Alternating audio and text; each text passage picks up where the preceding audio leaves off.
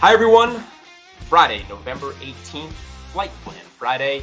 It is Patriots Week, baby. Get excited. NYJ Ground Crew, Episode 2.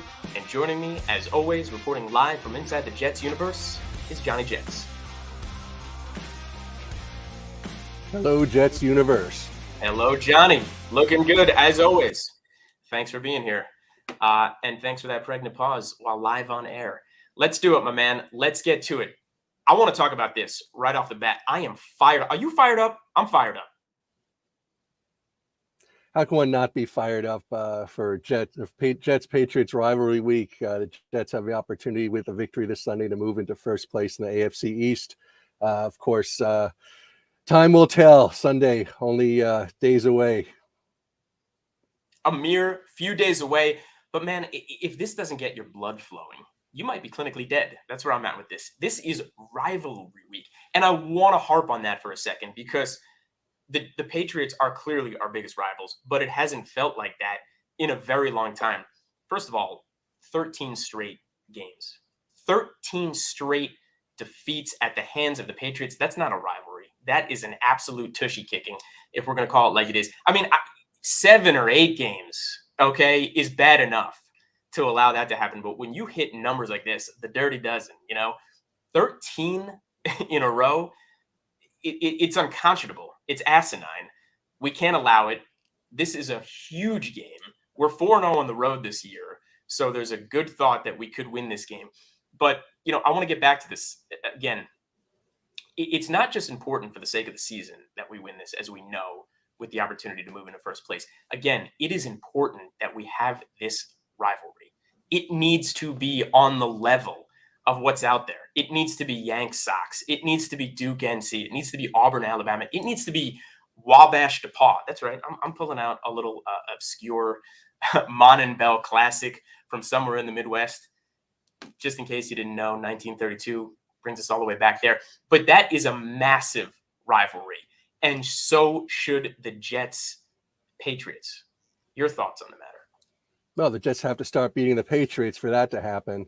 Certainly when the Jets were interested in signing Bill Parcells while he was the coach of the Patriots, and Patriots owner Robert Kraft said, well, maybe I'll consider it if the Jets give me a first-round pick and Hugh Douglas. And then the Jets took them to the league office and for tampering. At that time, certainly there was a rivalry based on that circumstances. But the record is clear. The Patriots have been kicking the Jets, forever. And until the Jets start returning that in kind, there really is no rivalry. And as long as Bill Belichick is the coach of the Patriots, then the Jets are in a lot of trouble. Yeah, and you want to talk about rivalry being born for head coaches. How about Belichick taking over as head coach of the Jets and then basically retiring on what amounted to, handing his resignation on a cocktail napkin and was like, I'm not playing for this organization. And then we all know the 20-year run he's gone on. But, man, point being, I'm talking about this should feel like nuclear armament important from here on out, okay? That's what I'm talking about. High-stakes, cold-level war, heart palpitation rivalry, okay? Because on one hand, you've got, the Boston troglodytic mouth breathers, versus the refined yet badass Titans from New York. That's how I'm looking at this. Are you feeling me here? Are you with me? I agree with you that it should be the case. It just isn't the case. And I agree with your point that it isn't the case until the Jets start evening the score here. This can all start on Sunday. Let it begin. Let it be the start of a great rivalry where the Jets actually beat the Patriots from time to time, or even a lot. But the fact of the matter is that there is no team in organized sports that Bill Belichick hates more than the New York Jets. Rightly, wrongly, rationally, irrationally, he spends every waking moment preparing to beat the Jets. And this time he's had 2 weeks to beat the Jets after playing them just several weeks ago. He knows more about the Jets than the Jets know about the Jets. This is a very dangerous game for the New York Jets. Very dangerous game. And to your point, Belichick loves rubbing our noses in it. But here's something interesting, not to be lost. Last 2 years off the bye week, Belichick has lost. And I think that's a good time to bring in what we're looking at here, which is, well, hold on a second. I had that. Let me see if I can bring this back into the stream here. There we go. Okay. Time to talk about the game. Time to talk about something interesting. I put up a graphic here on the screen. Now, you can take a quick look. This is obviously off ESPN. But real simply, look how evenly matched these teams are through the first 9 weeks of the season. I'm not sure everybody necessarily recognizes this, but if you can look down these columns, and obviously we're doing this on audio as well, so I'm going to read these off. But points per game, pretty much exactly the same, right around 22. Points allowed per game, okay, both just under 20. The Jets have allowed 19.6, the Patriots 18.4. Total yards, 351 for the Jets to 335 for the Patriots. Passing yards, a little bit better for the Jets, actually, 235 against 217, though we're going to give Flacco his due because a big part of that was the first 3 weeks of the season, what Flacco did there, a couple of games over 300 yards because we all know what happened in Green Bay and Denver with Zach. Yards rushing. This might come as a surprise. I thought the Jets would be a little higher here. They're at 116, the Patriots at 117. Ramondre Stevenson, we'll pause here to talk about him for a second. He's probably the biggest guy we got a key on this weekend. What do you think? I think that Bill Belichick will develop a game plan to win the game, whatever it takes. I mean, whether it was beating up the Jets 54-13 last year and running up the score, or whether it was scoring a total of 13 points to win the Super Bowl against the Rams several years ago. So, numbers are numbers. The one stat that's not on that sheet is that the head coach of the Patriots is Bill Belichick, and the head coach of the New York Jets is not Bill Belichick. And until the Jets beat Bill Belichick, all the numbers in the world, all the stats in the world can say that these teams are evenly matched. But we just saw just several weeks ago that Bill Belichick enticed Zach Wilson to feel overconfident and throw all those interceptions, and that was the difference in that game. That's my view on it. I stand by Johnny, it. I'm getting the feeling that you think Bill Belichick might be a good coach and possibly doesn't like our squad.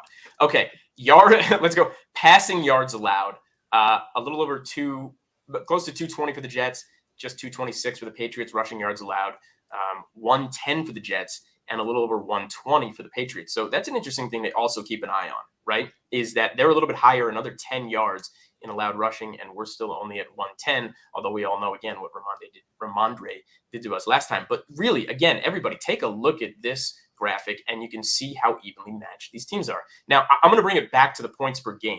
Again, the Jets are putting up 21.8. The Patriots are putting up 22.6. Yet, this over-under is sizably under 40. I think it's a 38 or 38 and a half. I think that's a pretty big, when I say sizably, that's if you're under 40 on an over-under, especially in the NFL, which is now a very offensive league, or supposed to be this year notwithstanding, everybody's thinking a close game, tight game.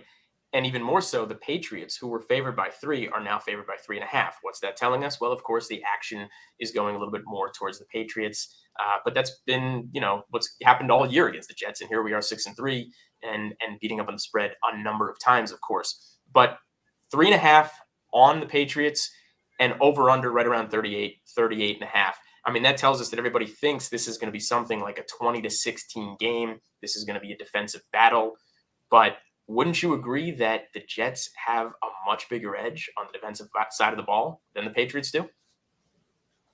Yeah, the Jets defense might be the best defense in the league. And I think with the numbers there, which are averages, reflect the fact that the Jets defense is playing better now in recent weeks than it did at the beginning of the season. So, the Jets have the defensive edge this Sunday, but, overall, is that going to be enough for the Jets to win the game? I think that without the Jets defense scoring this Sunday, I think that, the Patriots could win this game by, well more than 3.5 points. That's a good point. Another thing to consider, there are 2 key injuries on the Jets right now. And I'm not talking Corey Davis. I want to bring up 2 guys that really jump out at me. 2 different sides of the ball. One, Sheldon Rankins. And I bring him up for a big reason because we lost him at a bad time. He had what amounts to be an abysmal year last year, but this year, a very different tale to tape. He's been very good on the defensive side of the ball. He's been very good against the run. And here we are, especially in this game where we're looking to stop the run. Your thoughts on his loss? Are we going to be able to replace him, with who we've got along that line? Are Solomon Thomas going to be able to step up? Is Jonathan Marshall or Tanzel Smart going to get activated from the practice squad and make a difference? How bad of a loss is it with Sheldon Rankins? Well, the Jets' defensive philosophy is all about rotation. So consistent with that, any player is not essential to a victory on any given Sunday. It certainly, they take their best players out of the game on many plays during the game on defense. That's you either buy into that or you don't. So if this is a well-coached team, and they've drafted well and they have the talent for such a rotation, then they'll be able to sustain the absence of Sheldon Rankins. I think they will be able to do fine. I like that, and I agree with that. I mean, again, he's been a pretty big part of stuffing running up the middle, but our edge defenders are doing a great job of stopping what's going on around the edge and letting those running backs get out to the edge, and that's been a big difference. Certainly, jumping to the other side of the ball, somebody who stepped in over at right guard. We all know him. We all love him, JD, especially when he brought him over from Philadelphia. But Nate Herberg, I think, has done a really nice job these past couple of weeks being our right guard, and he's a little wonky. I mean, at the moment, and Salah said it yesterday, he expects Herberg to play. So if he does, great news. But he did a wonderful job, especially last game against Buffalo, stabilizing the line. Really made a big difference, as we know, in that fourth quarter when it came time to getting Robinson and Carter all those yards. What do we think? If we're without him, how are we really feeling about it? Well, if they can't get a push on the line to get the running game going, then the Jets are in a lot of trouble, because then that really puts the game on Zach Wilson's shoulders, and that requires him to throw the ball way more than if they establish the running game. Whether they'll be able to do that or not, I think that I believe that they will be able to do it, just because I've had no faith in this offensive line from the beginning. I wanted them to draft Aquano or Neal at the top of the draft. I thought that Dwayne Brown is old, and then he was injured. Is that his name? If it isn't, let me know. You're good. Okay, thank you. That's CTE guys, and but they've had success with whoever they're plugging in. So it's next man up, and let's do it. Let's get this. I mean, with the absence of Breece Hall, how do we have a running game? But yet we do. Let's go, Jets. I mean, look, I think everybody forgot how good Michael Carter is, and he reminded us all in the past couple of weeks, that we should never have forgotten. And certainly James Robinson is an integral piece. He was a really, really, really good trade for us, bringing him over. Knee notwithstanding, he was just exceptional on those last couple of drives.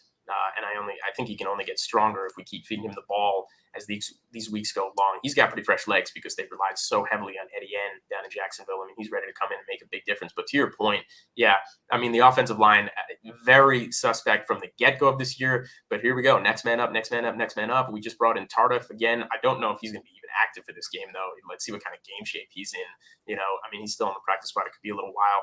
We've got Remmers in waiting. I think we gave him that. Mike Remmers, again, not necessarily that he's going to be this big difference, but with that AVT, the interior part of that line is a question. And Herberg was such a great pickup to put in a guard as necessary.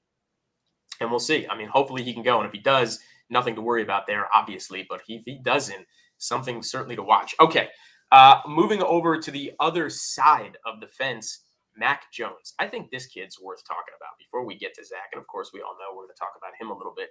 But, this is he has really brought up everyone's favorite R word this year, regression. I mean, every talking head, us included, I guess, like to talk about this. You want to talk about regression. This kid has really regressed.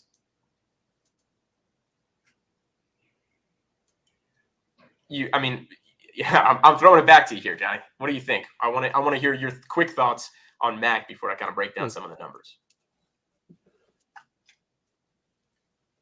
Well, Mac Jones didn't regress enough that stop him from winning it by 5 points against the Jets several weeks ago. All that talk about regression, that might be objectively true and it might be supported by all the facts.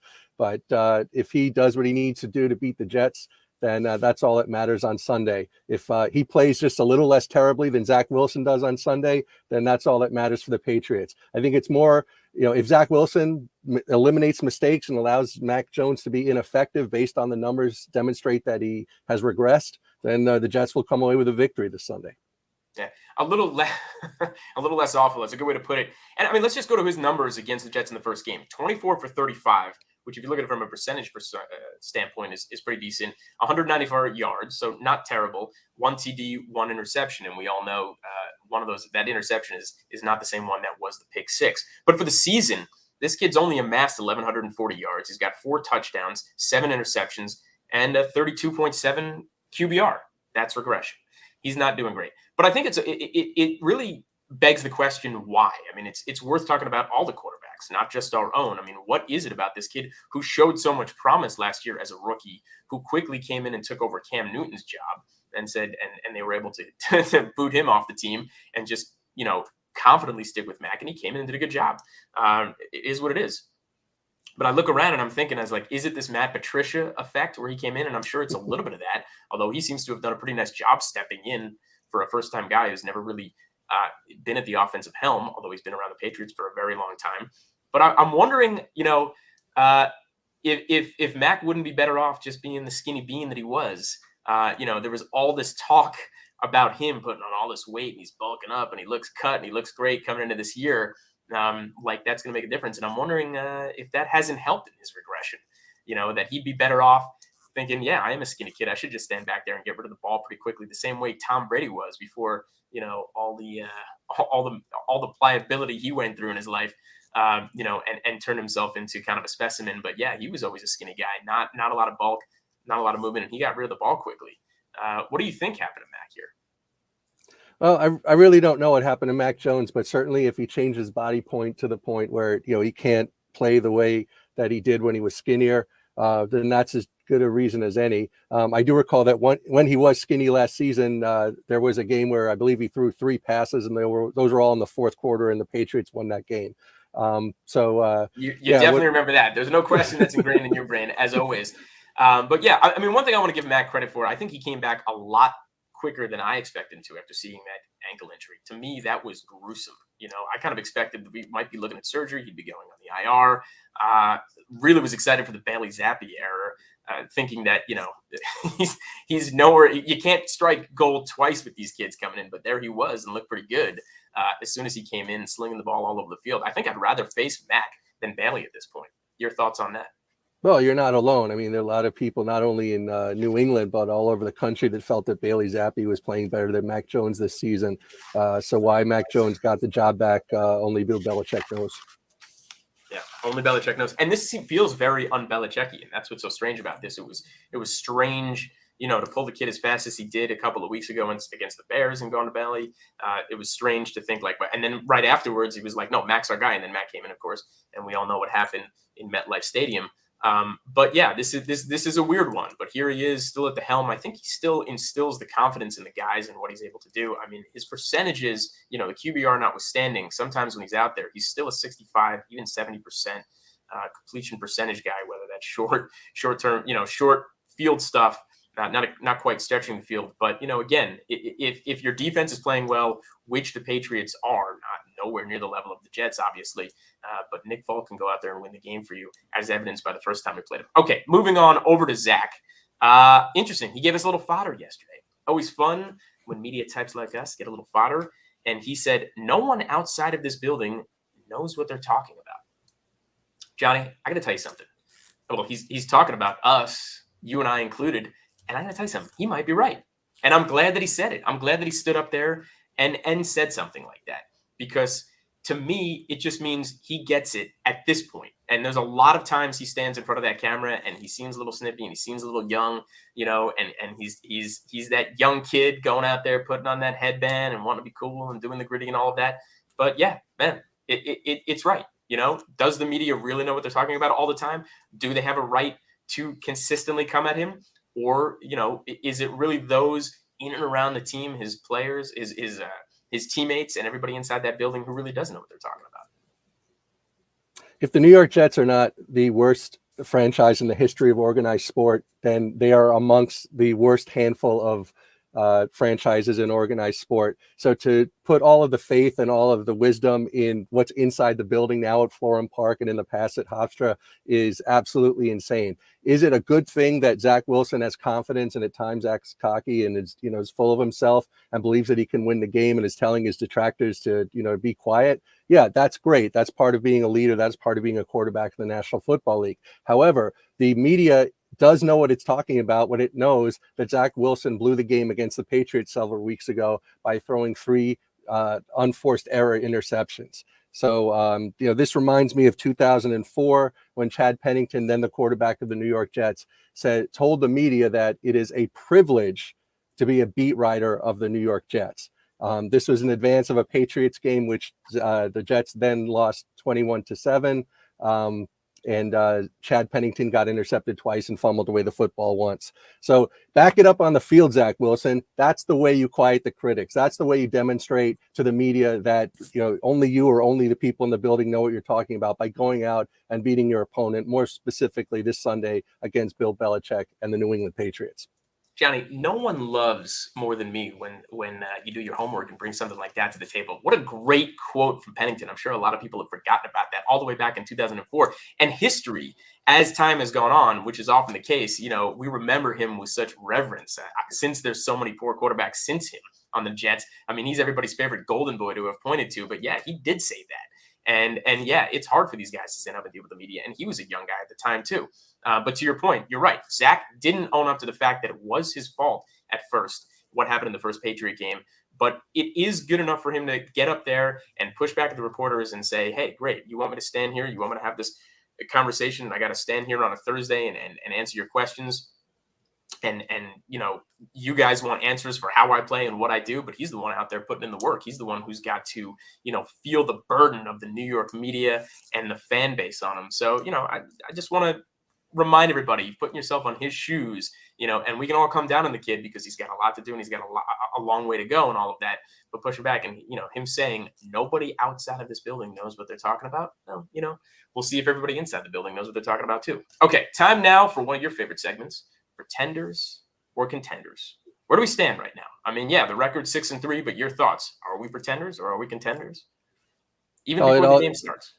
It all comes down to Sunday. If the Jets show up and win this game, then they are a contender. If they do not win this game, and more significantly, if they blow this game because the bloviating young quarterback of the Jets, makes a lot of stupid mistakes again, then all the good currency that Jets universe has for the Jets right now, the Jets have built up with their fan base off of the Buffalo game, being at 6-3, playing for first place in the AFC East, that all goes right out the window, and it's same old Jets all over again. You want to be a contender, you win the game on Sunday, end of story. Man, I love it. You're buying right into that rhetoric. So you're saying even if the game's close, even if it comes down to a field goal at the end, even if it's 30-27, what if we do put up the points? What if we do play the right way and they're just a little bit better?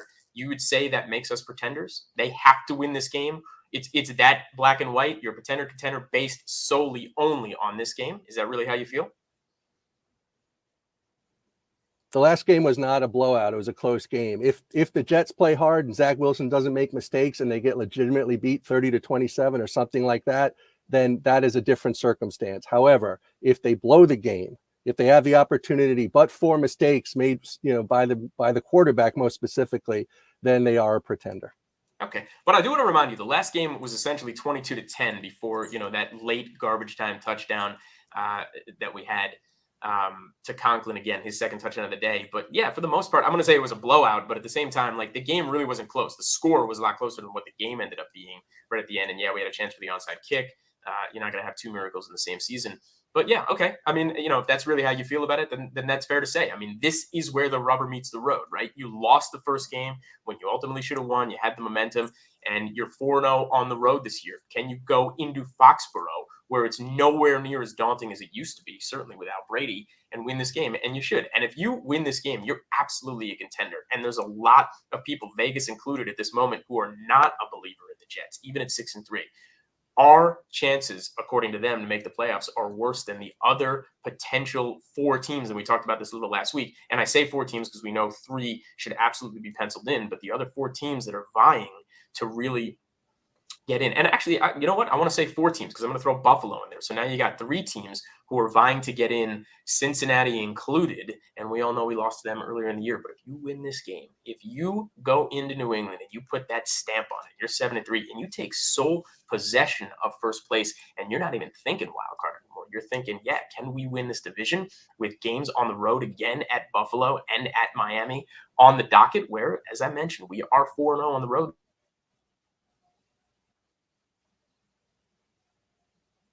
this year, and there doesn't seem to be, that absolutely makes us contenders. Okay, I don't do predictions. Hey, I'm Pfeffer, if I can speak in the third person for a second.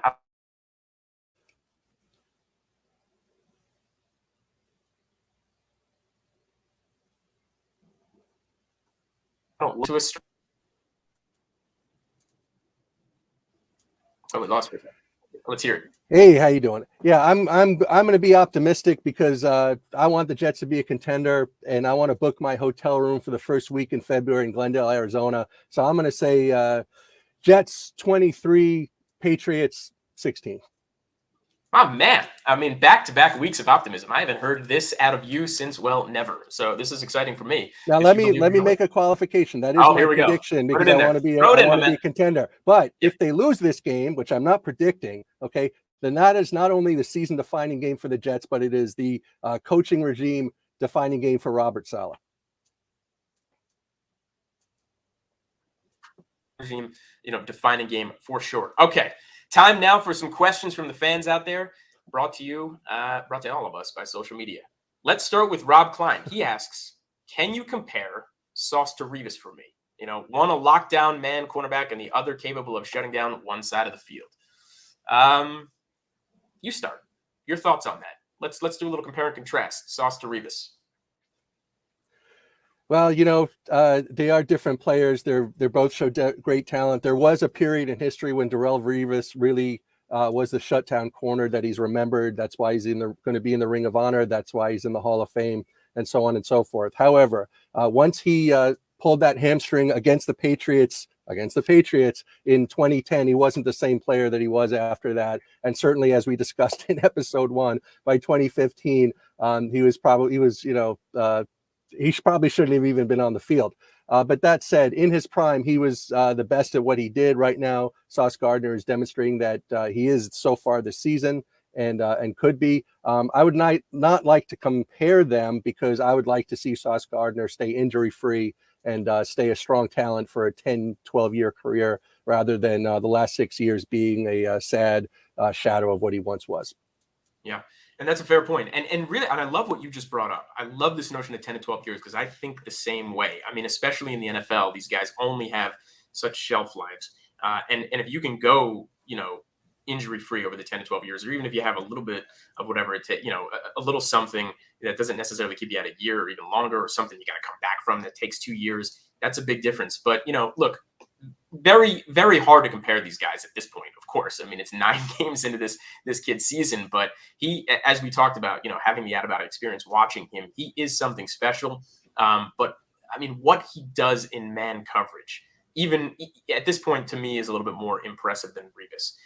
And that's something to keep your eye on as time goes on. I mean, if he could be that guy year in and year out, and you're putting him man coverage against somebody, I think that's even better to be lost in the sauce than it is on Revis Island. Though I do want to compare one thing with these guys. Neither of them clearly particularly great tacklers. Revis should have been a better tackler. Wasn't. He had some moments certainly where he lit some guys up, but he was never known as a great tackler. And you can kind of see it in Sauce. He's missed a few of them as well, though not necessarily unexpected with his body type and who he is. Okay, moving on to another question here. Joe Caparoso asks, are we good with the quote unquote synthetic substance to replace the turf as opposed to just putting in grass next year in 2023? What are your thoughts?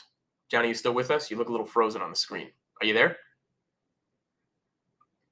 I think I might have lost you, so I'm going to remove you from here, and I guess I'll just take the question. Okay, Joe, good question. This quote-unquote synthetic substance, we're going to find out exactly what that means, but no, not good with it. The players are calling for grass. It's known that everybody wants to play on grass. This is football. If and when possible, it should be played on grass, and we all know that the turf has unfortunately led to a lot of injuries. Ours included, certainly in MetLife. So I'd love to see the turf get out of there. Not necessarily excited about some other synthetic substance. Would rather just be grass. Plain and simple. Can answer it like that. Okay, last question of the day. Patricia Smythe asks, has there ever been a more embarrassing play than the butt fumble? Yeah, good question. And a good time to ask it, certainly, because obviously we are playing the Patriots. It did happen against the Patriots on live on national television on a Thanksgiving game for everybody to see. Sanchez has to live with that the rest of his life, though. Let's call it like it is. Sanchez has gone on to have a very nice career, especially as a color man. I think he's doing a great job. Big fan of Mark Sanchez in that respect. In Jets history, has there been a more embarrassing play? No. And I think to stand on that word, like, that's as embarrassing as it gets. And it was right after that, I think, that it was like the Patriots scored, 3 touchdowns in less than a minute. So you want to add salt on that wound. That's as embarrassing as it gets. In the history of sports, there's definitely more embarrassing plays than that, specifically because, they were probably led to, bigger stakes at that time. Certainly some things happened. Buckner comes to mind. I mean, let's throw this back Boston's way, right? I mean, him letting it go through the glove the way that he did, that was pretty embarrassing. I'm thinking of certain times in gymnastics, some of the things that you've seen in that sport, especially during the Olympics, come up a lot more embarrassing. A lot of things actually during the Olympics, both winter and summer, really jump out at me. But in Jets history, no, let's call it like it is. No more embarrassing than that. Let's hope we never see it again. Let's hope that these baby Jets don't have to remember, and they've reminded us already, they don't really care about the history of what's going on in this organization. They are brand new players with a brand new mindset. They're leading by example, Saleh included. Let's just move past it, become a whole new organization, a winning organization with a winning mindset. That's going to do it for all of us here at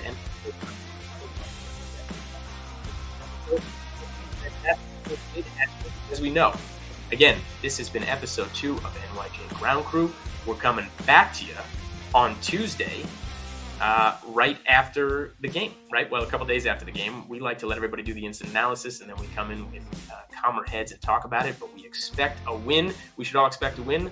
We'll see you when we're 7-3. Thanks for joining us.